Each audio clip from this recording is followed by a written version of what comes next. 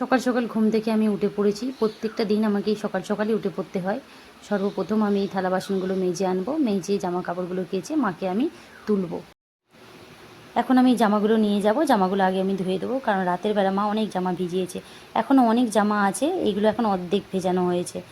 এইগুলো এখন কেচে দিয়ে আমি মেলে দেবো, কারণ মায়ের সারাদিন অনেক জামা কাপড় লাগে, মা বাচ্চাদের মতো অনেক জামা ভেজায়। তো সেই জন্য এখন আমি জামা কাপড়গুলো আগে ধুয়ে দিচ্ছি, কারণ এগুলো না ধুলে যদি রোদ না হয় তখন মায়ের খুব অসুবিধা হবে। সারাদিনে মাকে আমি একটাও জামা কাপড় পরাতে পারবো না, কারণ সারাদিনে বাড়িতে যা জামা থাকে সবই ভেজানো হয়ে যায়, মোটামুটি সারাদিনে সব। তো এখন এগুলো আমি মেলে দিয়ে থালা বাসনগুলো মেজে দিচ্ছি। এদিকে আমার থালা বাসন মাজা হয়ে গেলেই মাকে আগে আমি তুলে দেবো, আর মা এখন ঘুমাচ্ছে। মাকে ঘুম থেকে তুলে মাকে মুখ ধুইয়ে ওষুধ খাইয়ে তারপরে আবার আমাকে রান্না করতে হবে। এদিকে আমার থালা মাজা হয়ে গেছে।